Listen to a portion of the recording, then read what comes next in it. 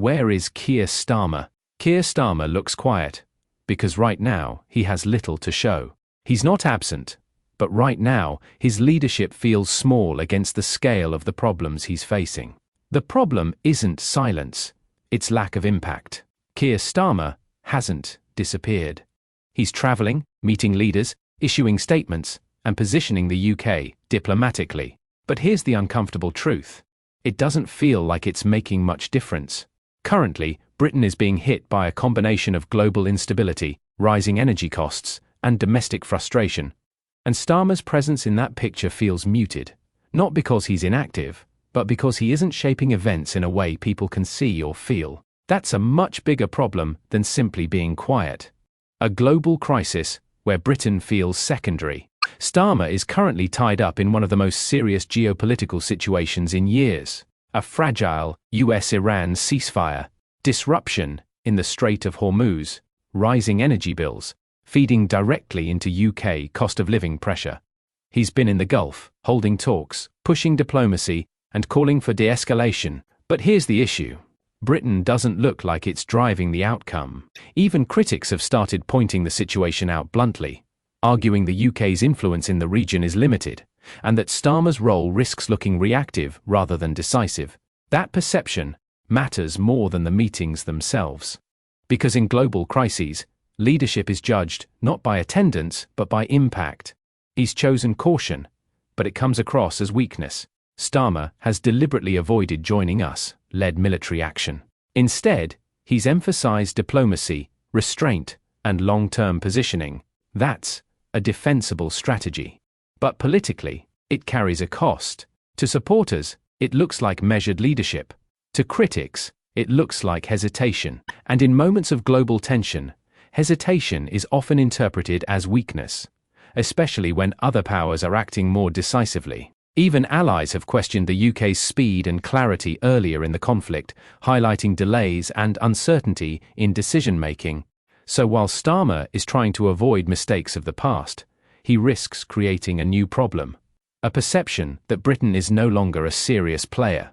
At home, the pressure is building. Fast. If foreign policy feels underwhelming, domestic politics looks worse.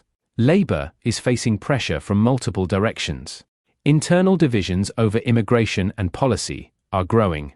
Rival parties are gaining ground. Over 100 Labour MPs have already pushed back against key immigration proposals, exposing fractures inside Starmer's own party. Polling has also been brutal. Starmer has been described as one of the most unpopular prime ministers on record, with deeply negative approval ratings and growing dissatisfaction among voters. That creates a dangerous combination: limited global influence, weak domestic momentum, rising internal dissent. And in that context, quiet stops looking strategic and starts looking like drift. What media misses, the common defense, is that Starmer is working behind the scenes. And that's true. But politics doesn't reward invisible effort. It rewards visible results, clear direction, felt impact. Right now, Starmer has a communication gap and a delivery gap.